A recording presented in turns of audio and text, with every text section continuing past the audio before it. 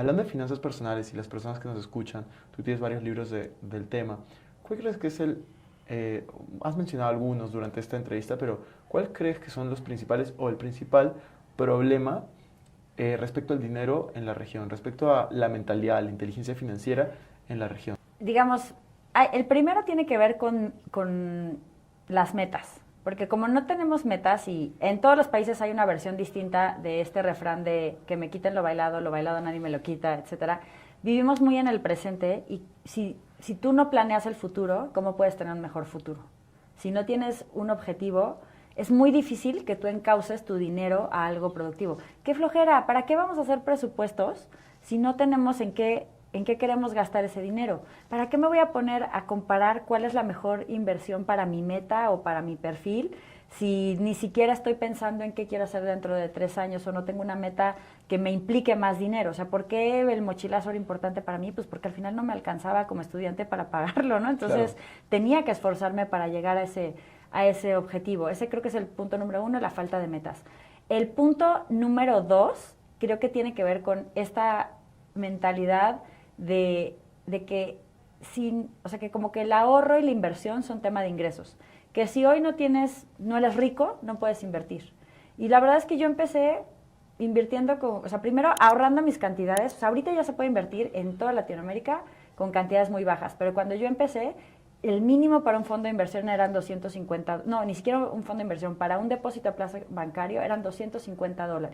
Entonces, hasta que junté esos $250, pues ya tuve mi primera inversión y luego de ahí los $500 para los fondos mutuos. Ahora ya en México, por lo menos, ya con $5 puedes abrir una inversión. O sea, es impresionante el nivel de acceso que se puede tener. En Perú, incluso en las AFPs también lo puedes hacer a través de ETFs, lo puedes hacer de muchas maneras. Entonces, realmente esta idea de como no tengo dinero no puedo invertir, es básicamente decirte, como soy pobre ahorita tengo que ser pobre toda la vida, y no es cierto. O sea, yo sé que hay muchos problemas en la región, no vamos a caer en el leganismo, pero si no rompemos también desde la forma individual este ciclo, es muy complicado que salgamos de ahí. Y la tercera es que si hay una visión todavía entre mágica y religiosa del dinero. La parte religiosa, como seguimos cargando con la culpa y con el reino de los cielos será de los pobres y demás, pues como que creemos que ser rico es muy malo. En la cultura protestante es al revés. O sea, si tú trabajas y ahora sí que estás bien con el Señor, quiere decir que por eso eres próspero, ¿no? O sea, entonces no tenemos por qué ser pobres para ser buenos, por un lado.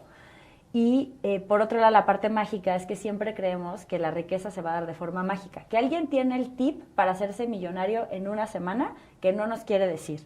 Y la riqueza es un proceso. Vas a tener que ahorrar, te guste o no, vas a tener que ser frugal al principio, te guste o no. Y eso lo vas a poder utilizar para entonces ahorrarlo, invertirlo, quizás poner un negocio, vender algo, y entonces poder crecer. Pero mientras solamente estemos cargando la balanza a gastar y nunca a invertir, pues es muy difícil. Me parece súper interesante todo lo que me comentas de finanzas y de inteligencia financiera. Ahora me gustaría hacerte 5 preguntas que le hago a todos los invitados. Un momento, la verdad, qué barbaridad. Son 5 preguntas que tienen que ser un poquito rápidas, pero yo estoy seguro trataré de ser rápida. No, tranquila, pero puedes expandirte.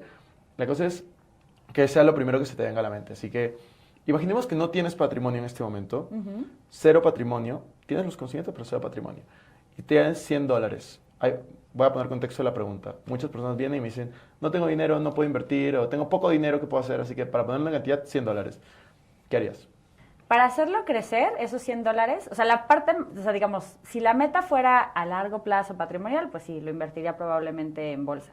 Pero si la meta fuera algo más corto que necesito generar en ese momento, pues quizás lo que haría sería, no sé si hacer ads o algo para hacer un negocio que, si tenemos los conocimientos, a partir de eso poder hacer consultoría, o me asociaría con alguien y le diría, mira, este es el capital y podemos, no sé, comprar esto y venderlo esto, o entender cuál es el talento de esta persona y decirle, ok, con tus talentos creo que podemos hacer esto, te pago esto porque demos una clase o porque hagamos algo, ¿no? Buenísimo. La segunda pregunta que tengo es, ¿qué libro es el que más veces has regalado o compartido? Aparte, obviamente, Del mío. de los tuyos, que los recomendábamos. De hecho, Aquí está uno de Pequeño Cerdo Capitalista, edición de inversiones. Ajá. Y estoy seguro que todos han visto la portada, la otra portada también, por lo menos en Perú. La verde está en todos lados, Sí. que es verde con blanco Sí, y un marco negro. es como me si fuera un parece. dólar más o menos. Exacto, lo hemos visto. Así que, aparte de tus libros, ¿qué libro te gusta muchísimo y has recomendado? No es regalado? financiero, o sea, uno no es financiero, pero me gusta mucho regalarlo, que es el libro de la paciencia. Es un libro que tiene que ver pues más con meditación y con cultivar la paciencia. Incluso si no eres budista, creo que todos necesitamos ser más pacientes, no solo para triunfar en el mundo, sino para ti mismo, para vivir bien, para que nadie te robe tu paz. Eso es importantísimo. Entonces, ese me encantó. Hay otro libro... ¿Cómo se llama? ¿Se llama La paciencia del libro? O... el libro de la paciencia, así tal ok. cual, y está en Ok. Amazon. Es de Alberto Atala. Y luego hay otro libro que ahorita no me acuerdo muy bien del autor, pero me encanta, se lo regalé a mi equipo varias veces, que es Liderazgo sin Ego. Entonces, para quienes tengan negocio y estén como que, oh, les está costando crecer, ese es un libro buenísimo. También me gusta muchísimo La ganancia es primero, de Mike Michalowicz. O sea, Mike Michalowicz, me gusta tanto ese autor que yo estuve molestando a mi editorial hasta que lo trajeron en español. Entonces, y yo le hice el prólogo. Entonces, la verdad, me parece muy valioso para todos los emprendedores que no se saben administrar. Y hay un libro que siento que es muy valioso en estas épocas, para los que son muy empáticos y son malísimos para negociar. Se llama No es personal, de Morita Heripur. Qué chévere. Pero sí, en el canal de YouTube de Pequeño Cerdo Capitalista, yo soy súper lectora, entonces pueden ver los últimos libros que he leído y que me han gustado y por qué creo que les sirven. Buenísimo. De hecho, esto no está dentro de las preguntas rápidas, pero me gustaría preguntarte cómo es tu hábito de la lectura. O sea, ahora que has recomendado varios libros, ¿tienes algún hábito de lectura? ¿Tienes alguna meta o simplemente cómo lo manejas? Trato de leer en las noches, Ujú. que es cuando es un poquito más fácil para mí. Tengo un bebito chiquito que pues me roba mucho, o sea, no me roba, pero más bien acapara mucho de mi tiempo, atención y demás. Entonces, había dejado de leer un poquito cuando él nació. Yo soy mucho de escuchar audiolibros cuando voy caminando o hago ejercicio y de leer en las noches. Ahorita estoy más leyendo en las noches, pero más bien solo escribo los libros que he leído en el año y eso de alguna forma te pica la cresta para decir, ay, ya tengo que acabar y voy a leer más y demás. Me encanta leer en electrónico porque pues lo puedo llevar toda una biblioteca donde sea y además pues puedo tener varias opciones. Yo tengo un dispositivo de lectura electrónica, pero pues también tengo libros físicos. Buenísimo. La tercera pregunta que yo tengo es una frase que te guste mucho o que te la repitas constantemente. Siempre haz tu futuro más grande que tu pasado. Es de Dan Sullivan, de Strategic Coach. Me encanta. Qué bonita frase. Y cuarta pregunta, ¿cómo te gusta? Esta es más profunda, puedes expandirte si quieres. ¿Cómo te gustaría ser recordada? Como maestra, probablemente. Porque a mí me gusta mucho enseñarle a la gente y creo que si a alguien le pude enseñar algo que le sirvió para hacer su vida más próspera y para que el dinero deje de ser un obstáculo en sus metas y sueños, ya. Excelente. Y la última pregunta, este podcast empezó llamándose, y bueno, todavía se llama así, se llama Invertir Joven, y yo a todos mis invitados he ido cambiando de temática, tengo gente que hablo de crecimiento personal, de otros temas, pero a todos mis invitados les hago la misma pregunta al final, y no vas a hacer la excepción, y es, ¿cómo inviertes tu dinero? En cuanto a cómo está conformado tu portafolio, en porcentajes obviamente, cuéntanos lo más que puedas de eso. Pues la verdad es que yo empecé en la parte muy, muy, muy financiera, entonces, y bastante como que metiendo los piecitos al agua poquito a poquito. Entonces, en mi portafolio hay probablemente 40-30% que está en deuda, y parte de corto plazo y parte de largo plazo. Ahorita con las tasas tan altas. ¿Te pues refieres eso... tú prestando? No, deuda gubernamental tal cual, o sea, deuda CETES. para empresas, por ejemplo, CETES, por ejemplo, deuda de empresas o fondos a mediano plazo. Entonces, hay una parte que está en eso. Tengo una parte fuerte que está en... yo la verdad es que no invierto en acciones en directo porque no me da la vida. Entonces, está en fondos indizados y en ETFs que invierten tanto en la bolsa de Estados Unidos. Ya cada vez invierto menos en la bolsa mexicana porque pues muchos dicen que es un monedero porque pues es un mercado muy chiquito y eso probablemente sea un 30 o 40%.